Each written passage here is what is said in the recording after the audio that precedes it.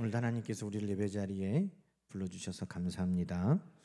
오늘도 우리 하나님의 말씀이 우리의 심령에 또 심겨져서 늘 우리의 길의 빛이 되고 또 우리의 판단의 기준이 되고 또 우리의 삶의 인도자가 되기를 간절히 소망합니다. 오늘은 주의 길을 예비하라 하시는 말씀을 우리 함께 나누려고 합니다. 마가복음의 1절이 어떻게 됐습니까? 하나님의 아들 예수 그리스도의 복음의 시작이다. 이 하나님의 아들 예수 그리스도에 대한 이야기를 시작하면서 예수는 이렇게 시작해야 될 것 같은데 지금 이 하나님의 아들 예수 그리스도의 복음을 시작하면서 가장 먼저 등장하는 인물이 누굽니까? 세례 요한이라는 겁니다. 왜냐하면 세례 요한이 우리 예수님의 오실 길을 예비하는 자로 오늘 쓰임 받았기 때문입니다. 여러분 선지자 이사야의 글에라고 2절에 되어 있지 않습니까? 여러분 2절 여러분 성경 한번 보세요. 선지자 이사야의 글에 여러분 거기에 보면 기억이라고 이렇게 표시가 돼 있습니까? 돼 있어요? 자, 이 말씀이 기억에 있다는 거예요. 기억이 어디예요? 밑에 쭉 각줄을 보면 말라기 3장 1절이라고 되어 있죠. 말라기 3장 1절 말씀 한번 띄워줘 보세요. 말라기 3장 1절은 이렇게 쓰여 있습니다. 만군의 여호와가 이르노라 보라 내가 내 사자를 보내리니 그가 내 앞에서 길을 준비할 것이요. 이 말라기 3장 1절에 이 말씀이 있다는 거죠. 또 그러면 3절에 광야에 외치는 자의 소리가 있어 이 앞에는 무슨 니은이 있죠. 니은. 니은에 가보니까 니은은 어디에 있어요? 이사야 40장 3절. 이사야 40장 3절 한번 읽어봅시다. 외치는 자의 소리여 이르되 너희는 광야에서 여호와의 길을 예비하라 사막에서 우리 하나님의 대로를 평탄하게 하라. 지금 이제 마가는 선지자 이사야의 글만 말했지만 이 말씀이 말라기에 그리고 이사야의 이 말씀이 지금 기록이 되어 있었습니다. 메시아가 오기 전에 반드시 언약의 사자가 먼저 와서 그가 주의 길을 준비하고 광야에서 외쳐 소리 지를 것이다. 그 사람이 누구라는 겁니까? 그 사람이 지금 세례 요한인 것을 말하고자 함입니다. 세례 요한이 메시아 그리스도 예수께서 오시기 전에 성경에서 말하는 그의 길을 준비하는 자고 광야에서 외치는 자다. 지금 그것을 이야기하고 있습니다. 왜냐하면 우리 예수님은 오실 때 먼저 준비하는 자가 있다는 것을 성경이 말씀하기 때문입니다. 우리 예수님은 그냥 오시는 게 아니에요. 왜? 만왕의 왕이시니까. 여러분 그 당시만 해도 왕이나 높은 사람들이 행차하면 지금도 그러잖아요. 제가 특공대 있었다고 말씀드렸죠. 저희 부대에 사령관님이 오시면요, 한 달 전부터 그 운동장을 그 흙으로 된 운동장이거든요. 흙으로 된 운동장에 흙이 있는 게 정상이에요, 아니에요? 흙 운동장에 흙이 없게 쓸어야 돼요. 그러면 쓸면 흙이 또 일어나요, 안 일어나요? 당연히 흙기를 막 쓸면 또 흙이 일어나죠. 그럼 또 그걸 쓸어요. 그런 일을 하는 거야. 그리고 그분이 오신다고 옛날에 그 사무실은 도깨다시라고 알아요? 알죠 뭔지. 그 갈아가지고 이렇게 바닥 한 거 있잖아요. 그거 원래 시커하잖아요. 그 시커먼 거를 하얗게 될 때까지 쓸고 닦아요. 수세미로 닦으면서. 근데 진짜 억울한 게 그렇고 오셨어요. 우리 대대 앞에.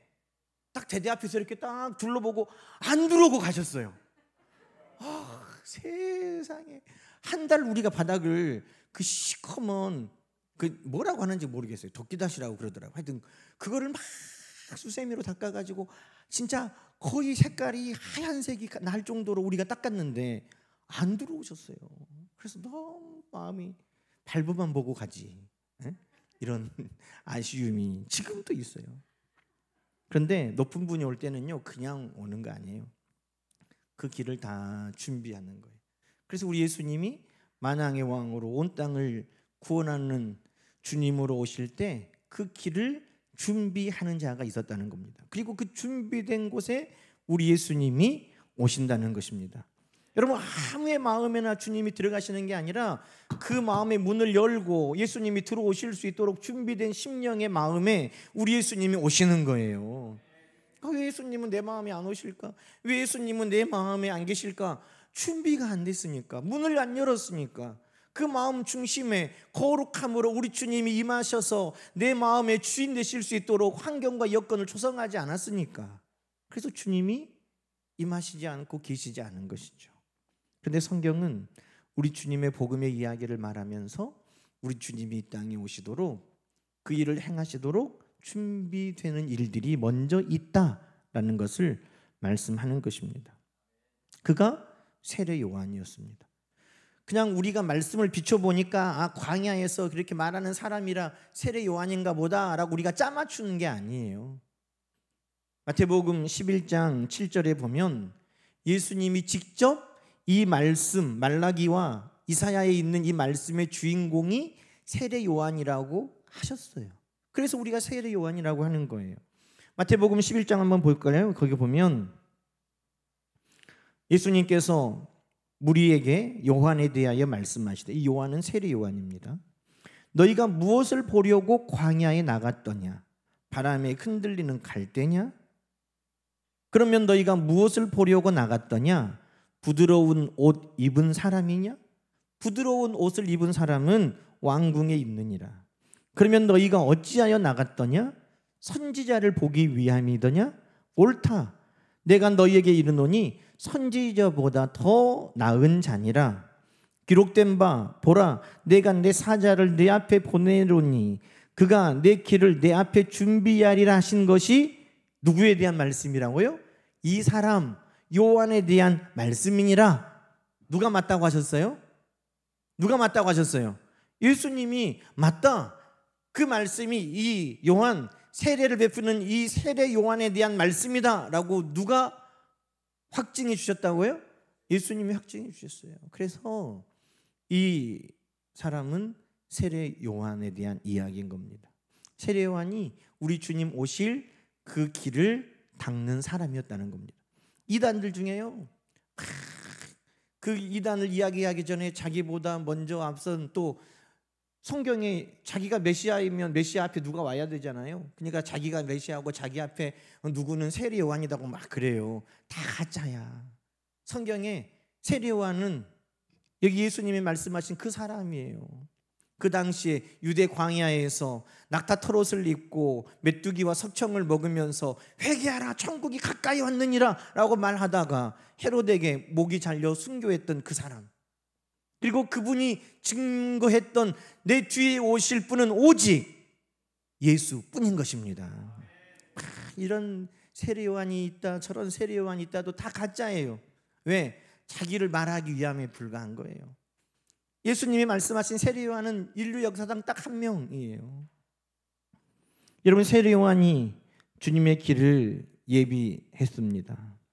여러분, 주님의 길, 주님이 임하실 수 있도록 그 길을 닦았다는 거예요. 다시 말하면 주님은 어떤 길을 통해 오시느냐 하는 것입니다. 세례 요한이 예수님이 오시도록 준비한 그 길은 오늘 우리가 예수님이 내 마음에, 내 삶에 오실 때에도 마땅히 준비해야 될 길인 것입니다. 여러분, 말라기 선지자나 이사야 선지자나 한결같이 세례 요한을 소개하면서 한 말이 주의 길을 예비하는 자, 주의 길을 예비하는 자입니다. 미리 신하를 보내서 왕이 그 길을 갈 때 왕의 마차가 평탄하게 갈 수 있는가 하는 것을 미리 돌아보고, 그렇지 못하면 나무를 베든지, 그렇지 아니하면 웅덩이를 메우든지, 그렇지 아니하면 길을 다시 놓든지, 그 길을 통해서 왕이 그곳을 지나가게 신하들이 준비하는 것처럼 우리 주님이 오실 때에 우리 주님이 오실 그 길을 세례 요한이 다 준비하였다는 것입니다. 그럼 여러분, 세례 요한이 닦은 길은 뭘까요? 아스팔트? 콘크리트 길? 4차선? 2차선? 그런 게 아니에요. 여러분, 세례 요한이 주님이 오시도록 예비하고 준비된 길은 무엇일까요?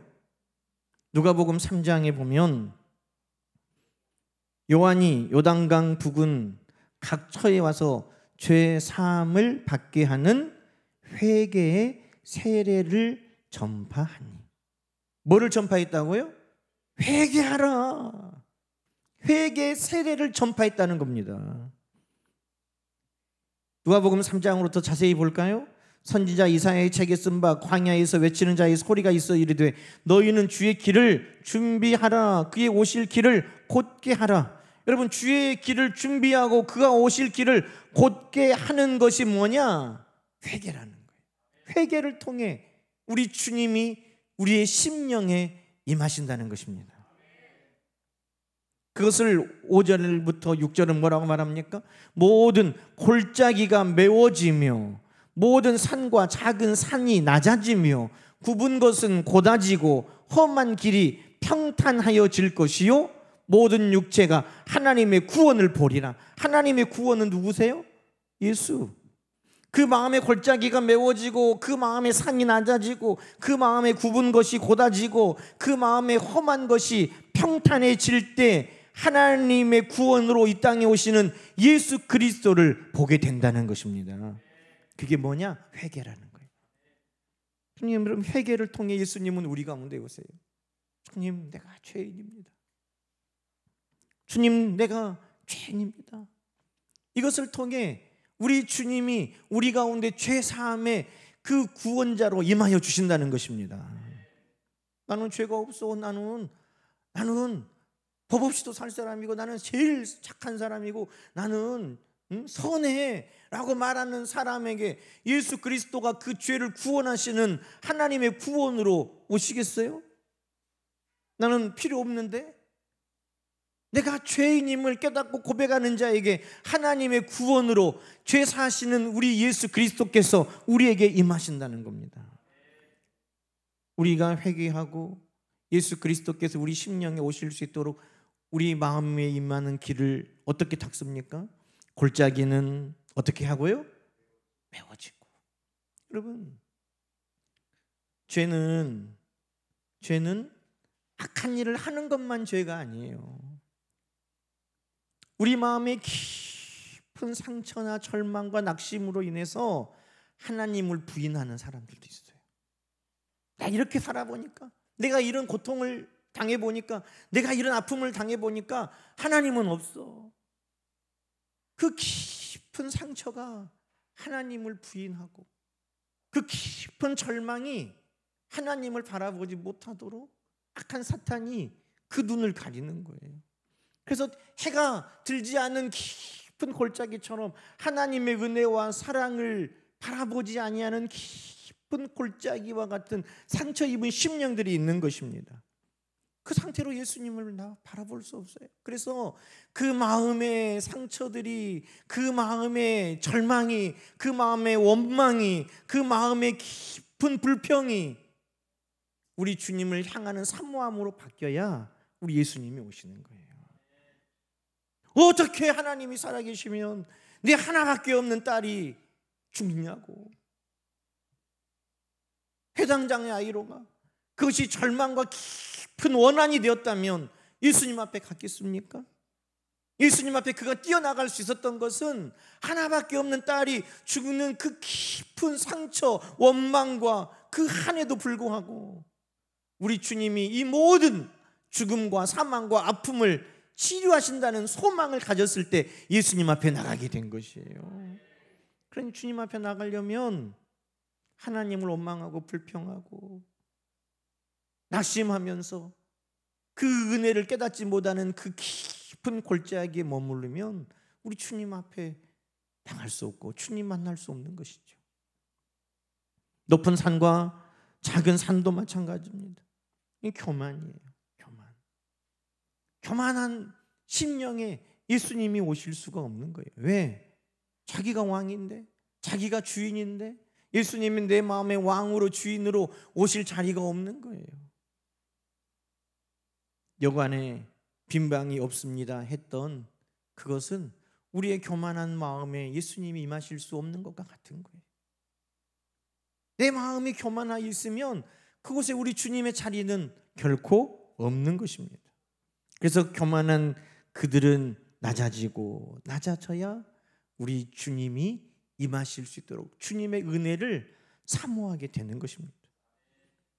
여러분, 사도 바울은 어찌 보면 높은 자 아닙니까? 사울이라는 이름이 높은 자예요. 큰 자예요. 그러나 하나님이 그를 바울, 낮은 자, 작은 자 되게 하시고 그 바울을 통해 우리 예수님이 역사하신 것입니다. 굽은 것은 고다져야 됩니다. 그 마음에 생각이 늘 악한 데 있으면, 거짓과 악행으로 그 마음이 가득 차 있으면 진리요 생명이신 우리 주님은 만날 수 없는 것입니다. 그 마음이 정직하고 거룩하도록, 그 마음이 이제는 하나님 앞에, 우리 주님 앞에 거룩하고 정직하기를 사모해야 그 심령에 주님 오시는 거예요. 삭개오가 여리고의 세리장으로 사람들에게 세금을 더 걷었다는 거예요. 로마에서 사람들에게 세금 10만 원씩 받아라 그러면 50만 원씩 받았어. 40만 원은 지가 갖고 10만 원은 로마에다 내고 그렇게 살았어요. 그러나 예수님을 만나고 보니 내 죄가 깨달아지고, 예수님, 내 재산의 절반을 내놓고 내가 더 빼앗은 것이 있으면 3배나 갚아주겠습니다. 그 마음에 굽은 것과 악한 것들이 우리 예수 그리스도를 만나서 부끄럽고 그 악한 삶에서 내가 돌이키기로 결단할 때 우리 주님께서 삭개오의 집에 임하시고 오늘 구원이 이 집에 임하였다고 우리 주님이 말씀하시는 것입니다. 험한 길은 돌이 많은 길이에요. 울퉁불퉁. 그런데 거기에 있는 모든 돌들이 다 캐내어지고 평탄하게 된다.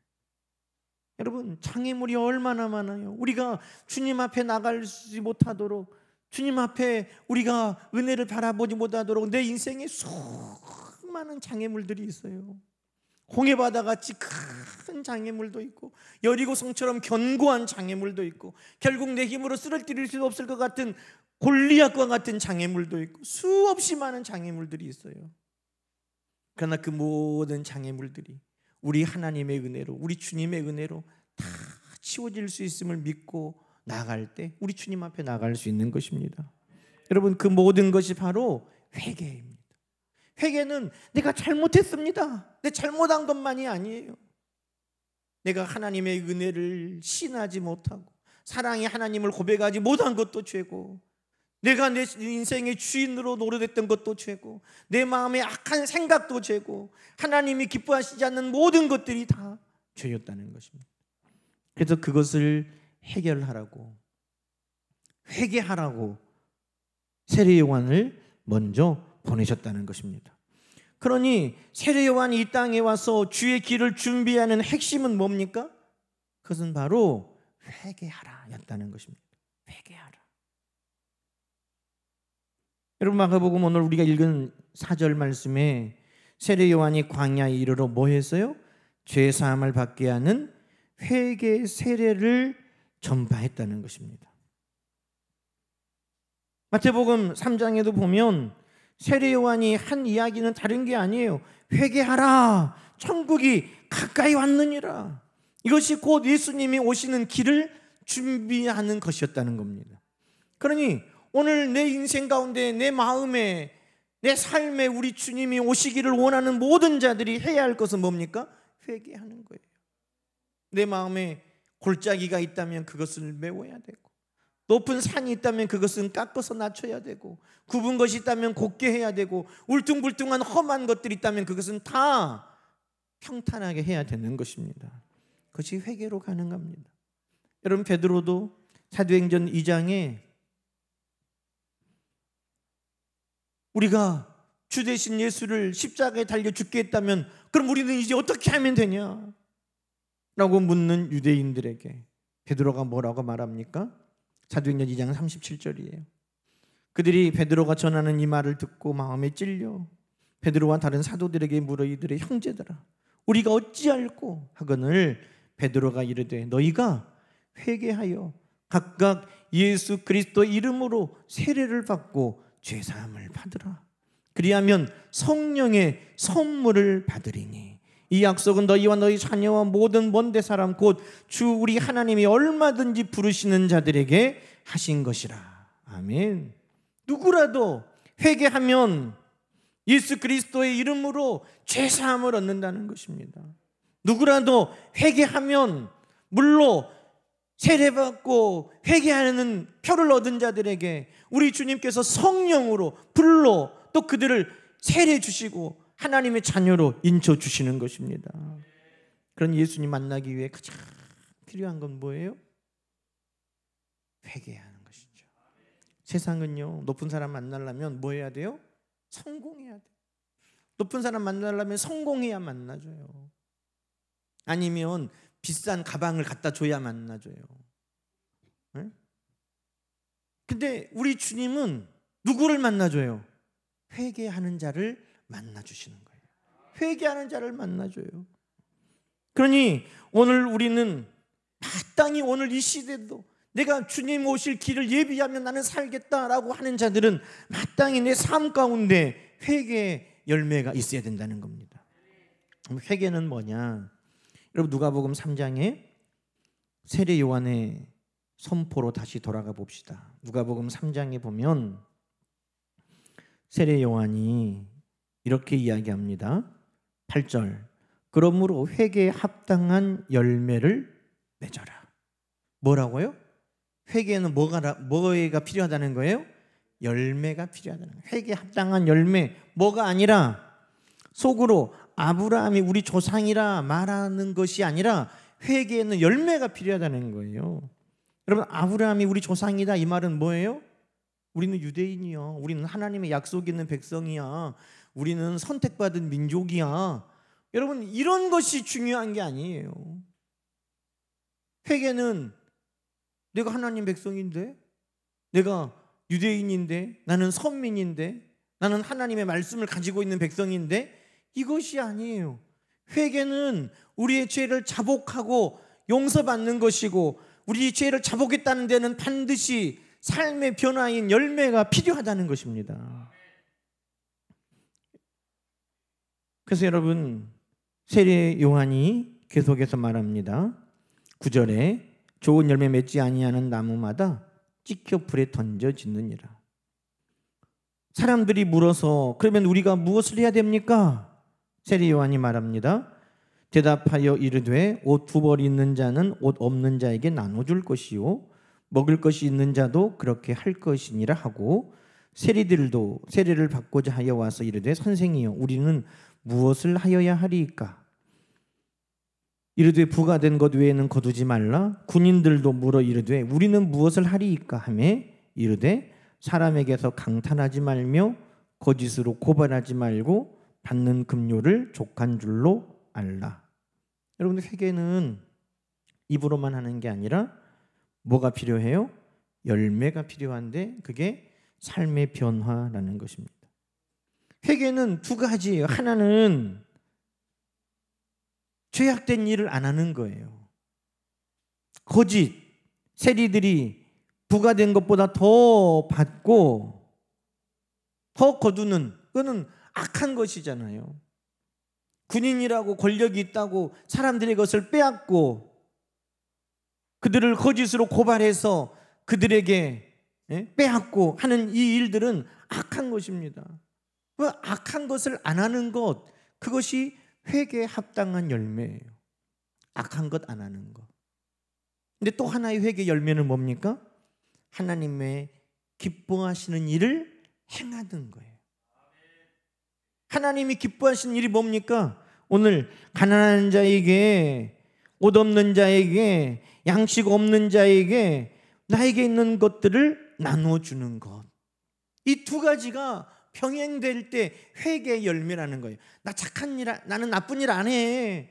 그것만이 회개의 열매가 아니라 나쁜 일을 안 하는 것과 더불어 하나님이 기뻐하신 일을 힘쓰는 게 회개라는 거예요. 여러분, 죄가 뭐냐면, 죄는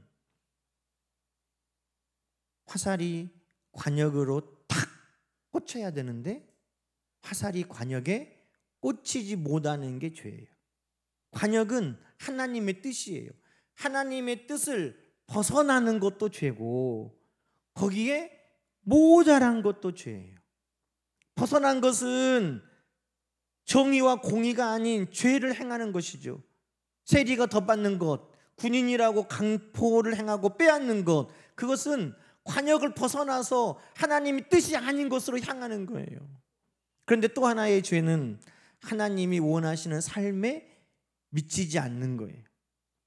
이웃을 사랑하고 하나님을 사랑하고 이웃을 사랑함으로 가진 것을 나누고 베풀며, 그런데 그 삶으로 가지 않고 중간에 뚝뚝 떨어지는 거예요. 방향은 맞아요. 그런데 뚝뚝 떨어지는 거예요.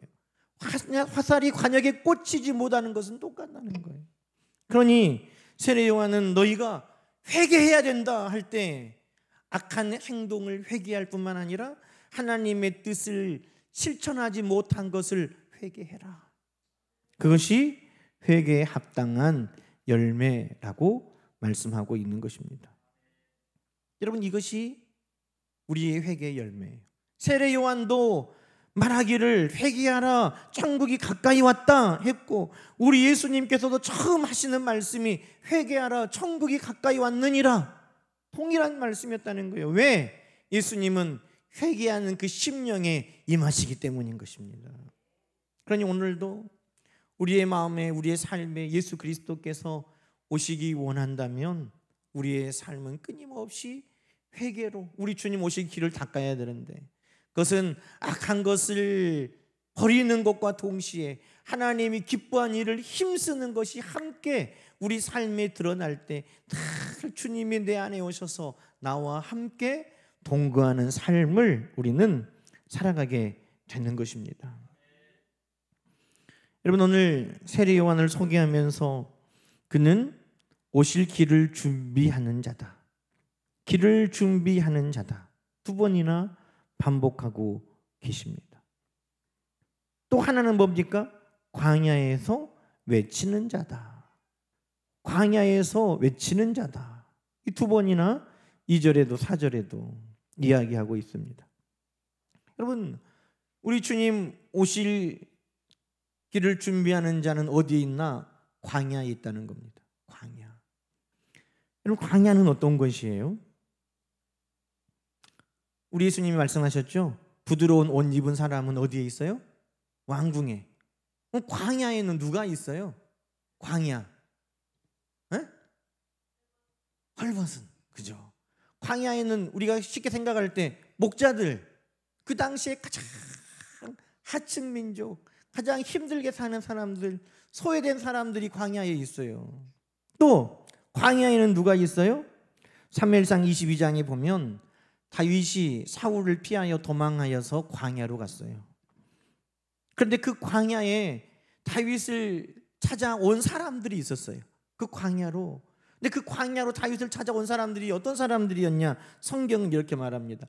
환난 당한 모든 자, 빚진 모든 자들, 마음에 원통함이 있는 자들, 그들이 다 어디로 왔다는 거예요? 광야로 왔고 다윗에게로 왔다는 거예요. 이 광야는요, 어떤 사람들이 있냐면 가난하고 소외되고 환난당하고 빚져서 의탁할 곳이 없고 마음에 원통함이 있는 사람들이 광야로 왔다는 거예요. 여러분, 우리 주님은 어디에 임하십니까? 회개하는 자에게 우리 주님이 오시고, 고아와 과부와 나그네와 세리와 창기와 죄인들과 가장 낮은 자들에게 우리 주님이 임하셨다는 것입니다. 이 세례 요한이 주님의 길을 예비하면, 주님이 오실 길을 지금 선포하면, 주님이 만약에 왕궁으로 오시면 왕궁에서 이야기를 하는 거예요. 이곳에 주님이 오신다 그러면서 사람들을 그리 모을 거 아닙니까? 그런데 세례 요한은 광야에서 지금 외치고 있다는 거예요. 그리고 우리가 세례요한이 외치는 그곳에 예수님이 오셔서 세례를 받으시고 성령이 비둘기같이 임하시고 하늘에서 이는 내 사랑하는 자요 내 기뻐하는 자니 라고 말씀하시고 우리 주님이 공생애를 시작하셨어요. 그러니 우리 주님이 어디로 오셨어요? 광야 그곳으로. 헐벗고 소외되고 가난하고 환난당하고 억울하고 원통한 자들, 그들이 있는 곳에 우리 주님이 오셨다는 것입니다. 여러분, 광야는 그래서 세상과 떨어져 있는 곳이에요. 세상은 무엇을 먹을까 마실까 입을까 그것을 고민하면서 시집가고 장가고 기뻐하면서 하나님의 말씀이 아니라 자기의 생각을 이루려고 하는 곳이라면, 광야는 내 힘이 없기 때문에 하늘을 바라보고 내 힘이 없기 때문에 하나님의 주시는 것을 바라보고 사는 사람들이 모인 곳이에요. 세례요한의 행색이 어땠습니까? 세례요한이 낙타털 옷을 입고 가죽 허리띠를 띠고 그가 먹는 게 뭐였어요? 메뚜기와 석청을 먹었다는 거예요. 여러분, 이건 뭘 말합니까? 하나님이 주신 것으로 살았다는 거예요. 도시에는, 왕궁에는 오늘 내 기쁨을 위해 내가 무엇을 먹을까 마실까 입을까 그 고민으로 살았다면, 이 광야에서는 하나님이 주신 은혜로 사는 사람들인 거예요. 세례요한은 그렇게 살았고, 오늘도 우리가 하나님의 음성에 귀를 기울이고 하나님의 은혜를 구하고 하나님으로 내가 살기로 다짐하고, 오늘 그렇게 사는 이들에게 주님은 그 삶 가운데 오신다는 것입니다. 먹고 마시고 시집가고 장가가고 하나님의 음성을 들을 시간이 없고 내 뜻을 이루고 내 기쁨만을 위해서 살아가는 그곳에 주님이 가시지 않았다는 거예요. 그것이 왕궁이고 그것이 번화한 도시고 그곳에 주님이 가신 것이 아니라 주님이 광야 그곳에, 세례요한의 선포하는 곳에 우리 주님이 등장하셨다는 것이죠. 여러분, 오늘도 우리의 삶에 주님이 안 보이시면 너무 우리는 세상으로 분주하기 때문이 아닐까요? 하나님의 음성에 귀 기울이기보다는 내 원하는 것을 따라가고 오늘 무엇을 먹을까 마실까 입을까에만 염려하면 오늘 우리 주님이 오시는 것에 대해 우리는 준비할 수 없는 것입니다. 그러니 오늘도 우리는 주님이 오실 수 있도록 회개에 합당한 열매, 그리고 하나님의 은혜를 구하며 바라보는 삶, 오직 하나님의 음성을 바라보는 정말 그런 삶을 우리 모두가 살아갈 때 주님이 우리 삶 가운데 임하시는 것을 경험하게 될 것입니다. 여러분, 세례요한은 그렇게 오신 주님이 어떤 분이라고 이야기하고 있습니까? 결국 세례요한은 주인공이 아니었습니다. 세례요한은 주님을 소개하는 역할을 잘 감당했다는 것입니다. 마가복음 우리 읽은 7절에 그가 전파에 이르되 나보다 능력 많으신 이가 내 뒤에 오시니. 여러분, 사람들이 세례요한에게 궁금했어요. 당신이 그리스도입니까? 누가복음 3장에도 백성들이 기다리면서 이 세례요한이 우리가 기다렸던 그리스도일까? 막 이런 마음을 가졌다는 거예요. 그런데 세례요한은 자기가 주인공이 아니라 내 뒤에 능력 많으신 그분이 오신다. 나는 그분의 신발끈을 풀기에도 부족하다. 그 당시에 부잣집에는요, 종들이 여럿 있는데 가장 천한 종이 뭐하냐? 주인이 밖에 나갔다 돌아오면 그 주인의 샌들을 풀고 그 주인의 발을 씻기는 거예요. 그리고 닦아서 그 주인이 안으로 들어가게 하는 거예요. 이게 바로 가장 천한 종이 하는 것입니다. 그런데 지금 세례요한은 뭐라고 말하냐면 나는 우리 주님의 신발 그 샌들 끈을 푸는 것도 못할 사람이다. 우리 주님은 그렇게 존귀한 분이다라고 말씀하고 있습니다. 왜요? 내가 베푸는 세례는 아무것도 아니라는 거예요.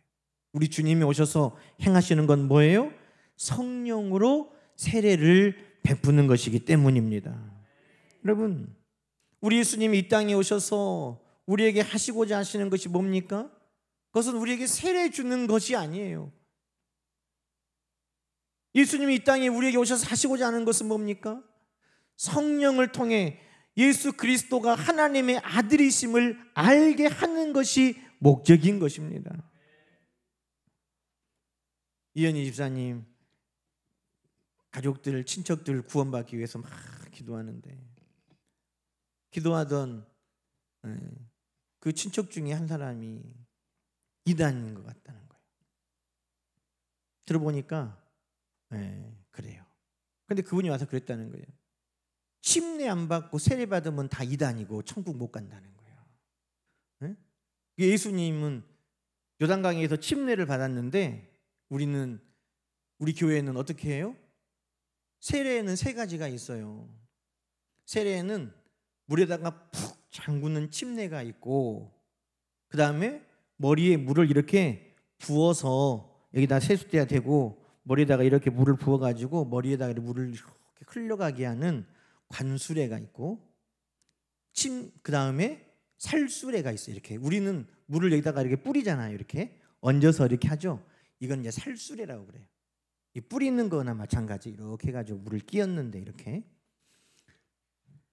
그러니까 세례는 지금 보통 물을 붓는 것도 잘 안 하고 물에 푹 담그는 침례하는 교단이 있고, 또 물을 머리에 이렇게 얹어서 뿌리는, 끼얹는 세례를 하는 교단이 있어요.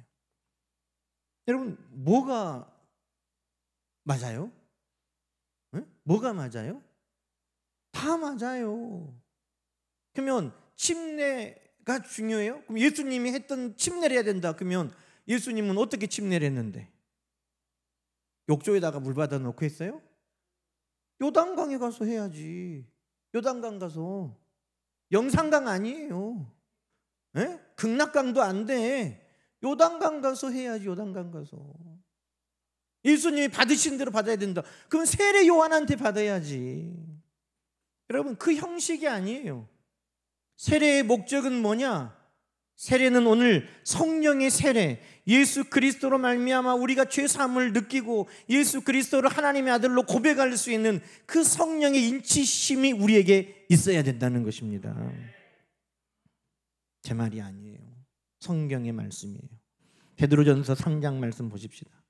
베드로전서 3장은 이렇게 말씀하고 있어요. 세례에 대해 이야기합니다.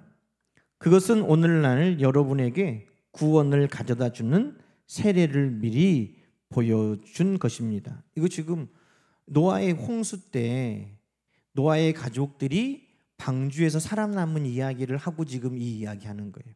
온 세상이 물로 덮였는데 그 물로 덮일 때 이 노아의 가족들만 살았다. 자, 그러면서 뭐라고 말합니까? 세례는 몸에서 더러운 때를 벗기는 것이 아니라는 거예요. 더러운 때를 벗기는 것이면 물속에 푹 담그는 것이 조금이라도 더 유익하겠죠. 물을 이렇게 뿌리는 것보다 그냥 물에다 푹 담가갖고 이렇게 흔들어야 좀 더 깨끗해지겠죠. 그러나 세례는 우리 몸에 때를 벗기는 일이 아니에요. 세례는 뭡니까? 깨끗한 양심으로 살겠다고, 이게 지금 공동 번역이라 하느님이라고 되어 있어요. 깨끗한 양심으로 살겠다고 하나님께 서약하는 것이며, 뭘로 이것이 이루어져요? 예수 그리스도의 부활로 이루어지는 것입니다. 그럼 예수 그리스도의 부활 뒤에 무슨 일이 있습니까? 성령이 오셨다는 거예요. 예수 그리스도의 부활 뒤에 성령이 오심으로 우리가 깨끗한 양심으로 살겠다고 한 우리의 약속에 성령이 인쳐 주실 때 그것이 세례라는 것입니다. 오늘 세례 요한이 그러잖아요. 나는 너희에게 물세례를 베풀었는데 이건 아무것도 아니라는 거예요. 예수님이 주인공이신데 그분은 성령으로 너희를 세례 주신다는 거예요. 예수 그리스도께서 십자가에 죽으셨다가 다시 살아나셔서 부활 이후에 약속대로 우리의 성령을 부어주시고 120문도 성도들이 그 마가의 다락방에서 전심하여 기도할 때 성령이 그들에게 역사했던 것처럼 오늘도 예수님은 우리 주님의 말씀을 붙들고 우리 주님이 내 삶에 오심을 기다리면서 회개하고 우리 주님의 말씀대로 살겠다고 결단하고 하는 그들에게 우리 주님은 성령으로 임하신다는 것입니다. 그것이 우리 주님의 오심을 예비하는 거예요. 사랑하는 여러분, 오늘도 우리 주님은 우리 가운데 오시기를 원하시는 거예요. 성령으로 임하십니다. 회개하는 자들에게, 주님의 말씀을 의지하고 회개에 합당한 열매를 맺어가는 자들에게, 무엇을 먹을까 마실까 입을까가 아니라 하나님의 말씀에 귀 기울이는 자들에게 우리 주님은 오늘도 오시는 것입니다. 그러니 오늘 우리 모두가 세례 요한과 같이 우리 주님의 내 삶에, 내 인생에 오실 수 있도록 우리도 우리 주님 오실 길을 늘 닫고 예비하는 우리 삶이 되시기를 주님의 이름으로 간절히 축원합니다. 이렇게 기도하십시다. 하나님 아버지, 감사합니다. 우리 주님은 늘 우리 마음의 주인으로 오시고 우리 마음에 늘 거주하시기를 원하시는 주님이신 줄로 믿습니다. 혹 우리의 마음이 깊은 골짜기여서, 높은 산이어서, 굽어서 험한 길이어서 우리 주님 오실 수 없도록 오늘도 죄 가운데 있지는 않은지 우리를 돌아보게 도와주시고 늘 회개하고 회개에 합당한 열매를 맺어 우리 주님 내 마음의 중심에 오실 수 있도록 늘 힘쓰는 우리 모두가 되게 하옵소서. 하나님 말씀, 하나님 음성에 늘 귀 기울이게 도와주시고 하나님의 뜻을 늘 실천하며 힘써 살아갈 수 있도록 우리 모두를 붙들어 주시옵소서. 성령 하나님, 우리 주님 십자가의 보혈을 통해 우리에게 성령의 세례로 인쳐주심을 감사합니다. 우리 주님이 늘 우리의 주인이심을 성령 세례를 통해 우리 모두가 고백하고 신했사오니 우리 주님과 한시도 떨어지지 아니하도록 늘 우리 주님과 통행하며 그 길을 걸어가도록 우리를 붙들어 주시옵소서.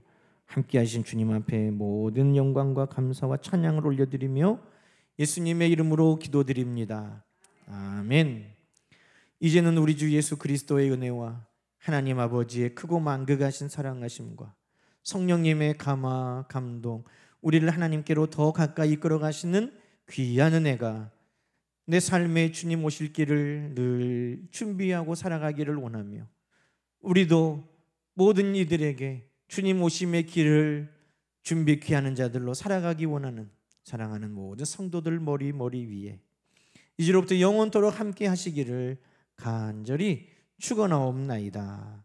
아멘.